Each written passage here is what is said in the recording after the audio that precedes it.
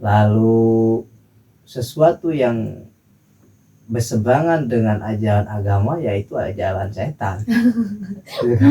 Apa yang harus dilakukan oleh setiap anggota keluarga supaya semuanya andil dalam mengharmoniskan dan meromantiskan keluarga itu supaya menjadi baiti jannati bukan baiti nari gitu.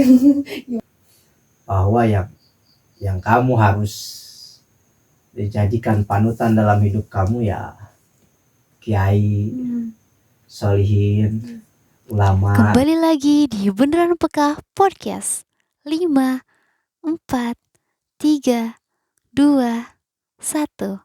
Mari kita mulai. Mau dibawa kemana keluarga kita? Assalamualaikum warahmatullahi wabarakatuh, Abah. Waalaikumsalam warahmatullahi wabarakatuh. Ya, dan semua yang sedang menyaksikan, terima kasih sudah mau berbincang kembali di episode kali ini. Ibu pengen kita ngebahas tentang family atau keluarga. Nah, setiap orang kan memiliki definisinya tersendiri ya soal keluarga. Kalau dari sisi bahasanya dulu apa sih ahlun yang ahlul bait dan segala macam, apakah ke situ ataukah keluarga itu kan orang banyak bilang ada keluarga kecil, ada keluarga besar. Nah, bagaimana Islam memandang itu? Jadi sebenarnya keluarga itu bagian dari syariat. Dalam maqasidus syariah itu, maqasidus syariah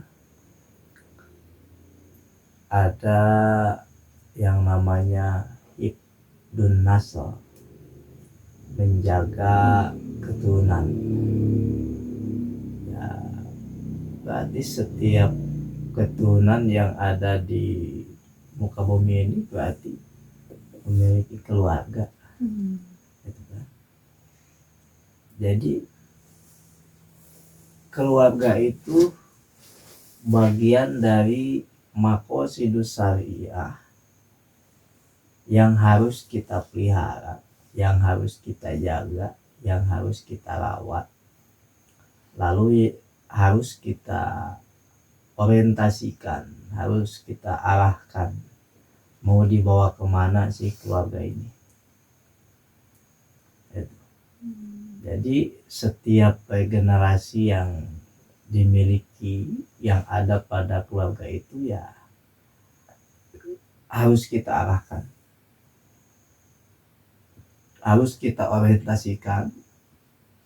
Disitulah kita akan tahu pentingnya ahli, pentingnya keluarga. Meskipun kita ini secara kemanusiaan ya keluarga setanah air, keluarga seagama, gitu kan. Kalau keluarga kecil berarti yaitu yang disebut dengan suami, istri, anak, nah itu keluarga kecil. Kalau keluarga yang sifatnya besar itu keluarga seagama, keluarga sebangsa, keluarga senegara, keluarga sekemanusiaan, gitu kan. Itu keluarga. Itu.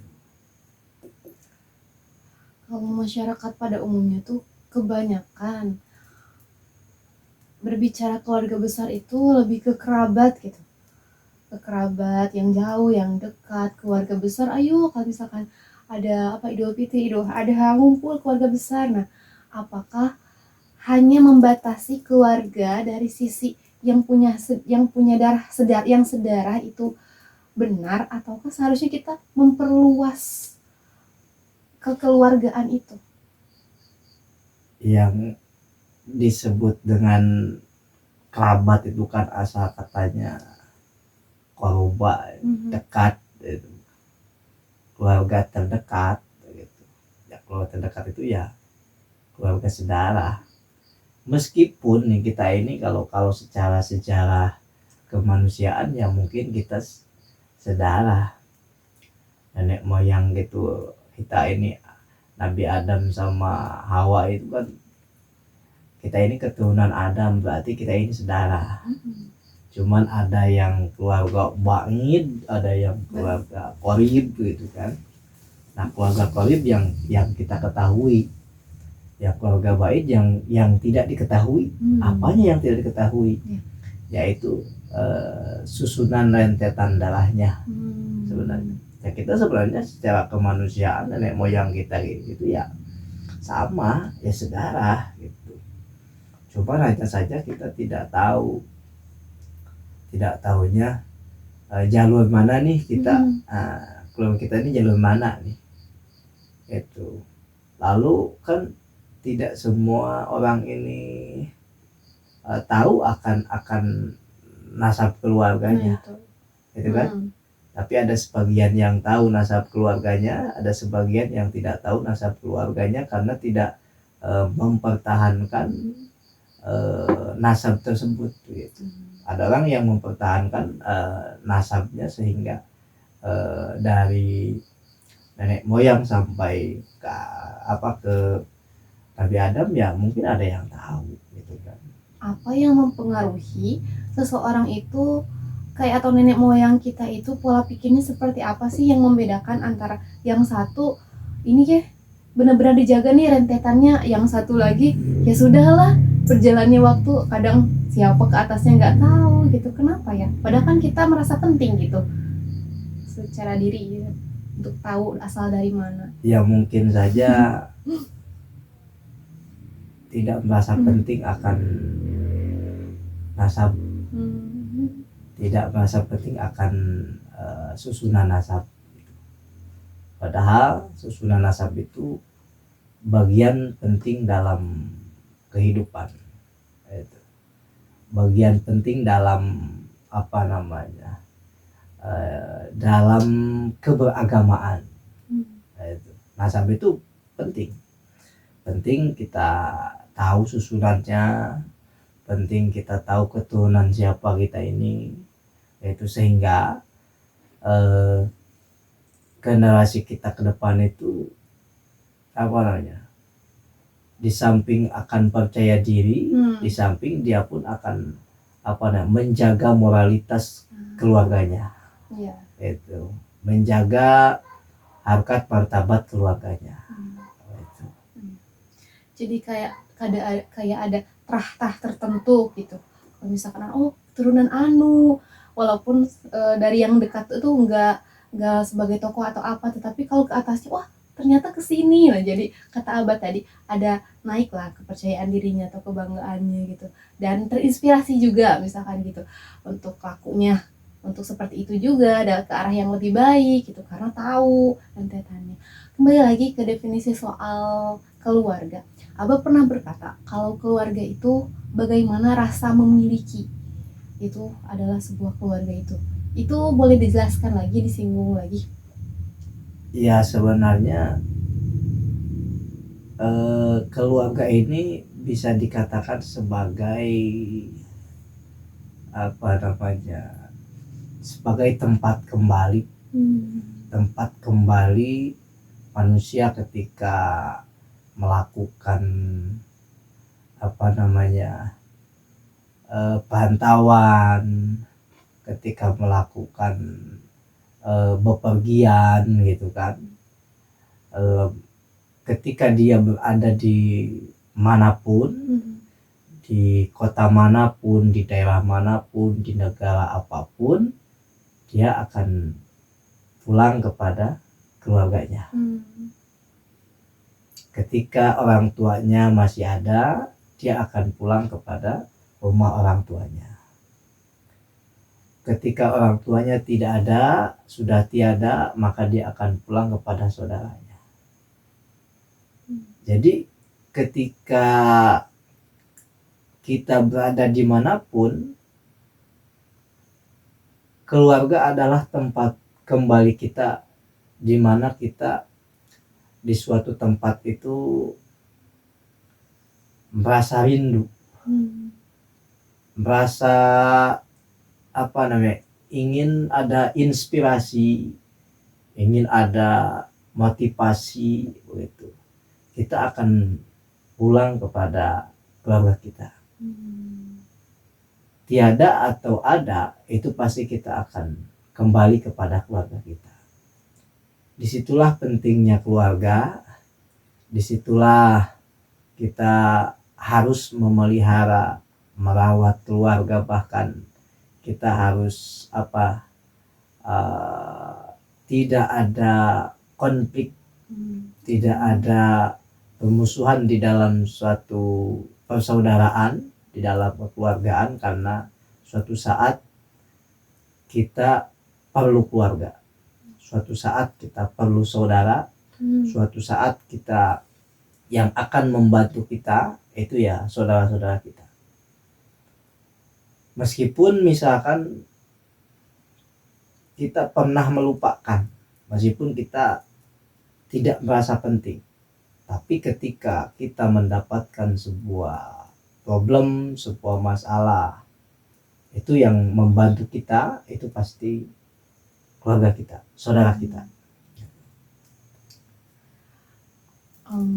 Keluarga, Abah menyinggung tadi soal bagaimana rumah, bagaimana tempat kembali, bagaimana dirindukan.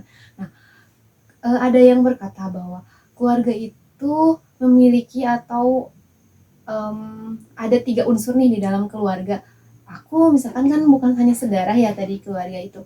Ada seseorang nih bicara bahwa unsur keluarga itu yang menurutnya keluarga gitu, adanya kehangatan, adanya kesehatian, adanya kebaikan yang tiada akhir. Nah, ada nggak sih penjelasan-penjelasan Islam dalam Al-Quran atau dalil apapun yang berkaitan dengan hal barusan tentang apa tadi, kehangatan, kesehatian, dan bagaimana kebaikan tiada akhir gitu.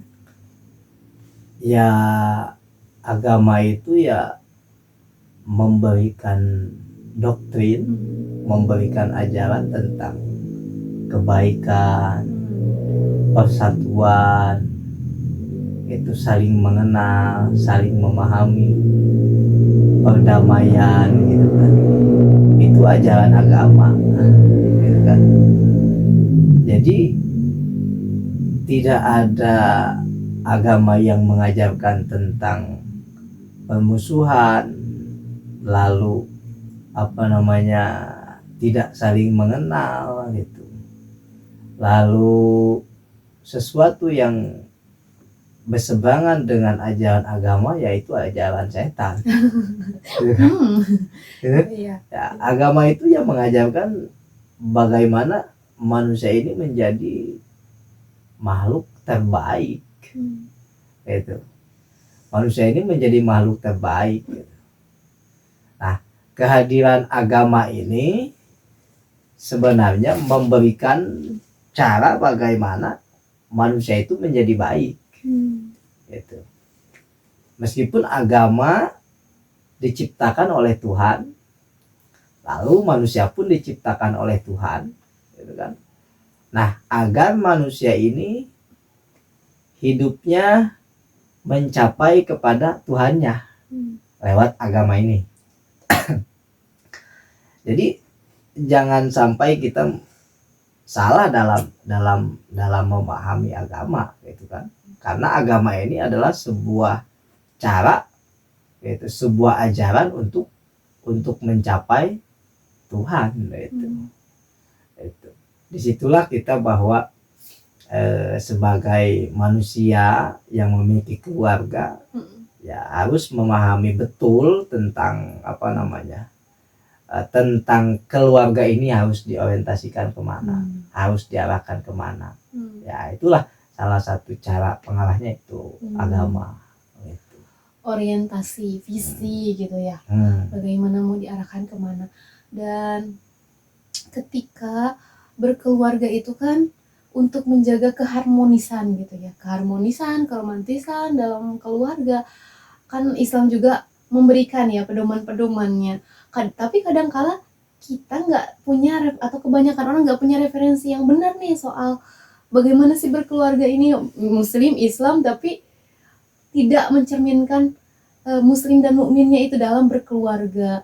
Itu menurut Abah, jadi apa yang harus dilakukan oleh setiap anggota keluarga supaya semuanya andil dalam mengharmoniskan dan meromantiskan keluarga itu supaya menjadi baiti jannati bukan baiti nari gitu.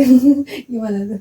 Ya sebenarnya untuk mencapai itu masing-masing keluarga pasti ada metode, ada caranya lah gitu kan. Keluarga satu dengan keluarga yang lain pasti berbeda cara untuk mendapatkan keharmonisan, mendapatkan kebahagiaan lah pasti beda-beda gitu kan. Tergantung tergantung pola pikir dan tergantung rasa yang dimiliki oleh keluarga tersebut gitu kan. Kita nggak bisa memaksakan bahwa keluarga orang lain harus sama seperti keluarga kita nggak bisa gitu kan. Pasti mereka memiliki cara yang mereka lakukan gitu. Tapi kalau menurut Abah gitu kan, menurut Abah dalam membentuk sebuah regenerasi agar memiliki akhlak dan moralitas yang baik gitu kan. Pertama, doakan dia dengan doa yang bertujuan agar duriah kita itu ungkapan perilakunya sama seperti utusan Allah Rasulullah SAW gitu kan. Lalu setiap apa yang dia lakukan di dalam kehidupannya, maka dari mulai bangun tidur sampai tidur lagi itu, maka yang harus diberikannya adalah adab-adab bagaimana Rasulullah SAW melakukan itu. Dari sejak dini, dari sejak kecil, ajarkanlah adab-adab apa yang dilakukan Rasulullah. Kalau kita ingin membangun keluarga di masa depan lebih baik, maka ajarkan keluarga kita, zuriyah kita tentang adab-adab, tentang akhlak-akhlak yang dilakukan oleh Rasulullah SAW. Karena itu di setiap jenjang pendidikan pesantren begitu kan, baik madrasah diniyah ya sekolah-sekolah yang ada di lingkungan kita, pasti hal pertama yang diberikan kepada anak-anak itu yaitu tentang adab-adaban apa yang dilakukan Rasulullah SAW. Itu untuk membangun keluarga yang baik di masa datang. Lalu sekarang kan berlalu lalang nih, kayak kalau misalkan dalam pasangan ada yang namanya couple goals gitu, jadi orang mengikuti itu, baik dengan kelihatan di media sosialnya, kelihatan selalu ceria, kelihatan tidak bisa mengatasi masalah gitu. Apakah di dalam keluarga juga kita tuh penting untuk mempunyai role model tertentu gitu, terutama misalkan ada ulama tertentu, sosok ulama tertentu dengan keluarganya, keberhasilan tertentu yang pengen kita juga kayak gitu. Apakah itu sesuatu keharusan ataukah terserah pilihan masing-masing gitu? Di era teknologi dan mudahnya informasi yang datang kepada kita ini adalah suatu yang tantangan yang perlu kita perlu kita baca gitu kan. Kenapa perlu kita baca? Bahwa Abah sendiri dari dulu doktrin yang diberikan oleh orang tua bahwa yang kamu harus dijadikan panutan dalam hidup kamu ya kiai, solihin, ulama gitu kan. Gak pernah tuh kita punya harus fans kepada ini nih, enggak. Jadi Abah sendiri punya fans tersendiri. ulama-ulama bagaimana yang harus Abah jadikan fans gitu kan, yang harus kan jadikan panutan gitu kan. Itu sudah didoktrin dari nenek moyang Abah, dari orang tua Abah, bahwa kamu ketika menjalani kehidupan, ketika kamu berada dimanapun, panutan kamu ya kiai, ulama, solihin, waliun min auliyaillah kan gitu. Apalagi kalau nabi itu, rasul itu ya harus kita panuti kan, gitu kan. Tapi karena ulama, kiai, wali, lalu misalkan solihin itu kan pewaris nabi, maka itu yang harus kita panuti, itu yang harus kita ikuti ajarannya, perilakunya gitu kan, fatwa-fatwanya gitu kan. Jangan sampai kita di era teknologi ini terjebak salah fans gitu. Kalau salah fans, ditakutkan kita ini nanti mengidolakan orang yang kita idolakan, tapi dia tidak memiliki moralitas, dia tidak memiliki prinsip, dia tidak tahu arah jalan mau kemana, gitu kan. Yang ditakutkan itu, yang ditakutkan. Maka Abah sendiri oleh orang tua alhamdulillah diberikan panutan hidup, bahwa meskipun di era teknologi seperti informasinya mudah datang, ya itu tidak akan mudah untuk mempengaruhi Abah sebenarnya. Dan itu pun Abah akan ajarkan kepada keluarga Abah gitu, kepada generasi Abah gitu. Jadi pemimpin keluarga di sini baiknya secara eksplisit gitu, memperlihatkan bahwa ini loh yang diikuti, atau ini loh yang dipanutkan gitu. Lalu mengawasi gitu anggota keluarga kita ngefansnya bener gak nih, ataukah gimana, haruskah diawasi secara 24 jam, ataukah ketika melenceng barulah dinasehati baik-baik gitu. Ya kalau kita merasa penting terhadap keluarga dan saudara-saudara kita, ya kita harus memperhatikan, memantau gitu, mengontrol gitu kan. Dan nanti akan ketahuan ketika sharing, kita dengan saudara. Ini agak beda nih ismenya nih. Ismenya beda. Itu akan sharing, lambat laun kan ketika punya prinsip yang sama, punya ajaran yang sama, ya pasti akan ketemu lagi. Walaupun ada perbedaan sedikit perbedaan gitu, tapi nggak sampai jadi konflik yang besar gitu. Itu akan ketemu lagi.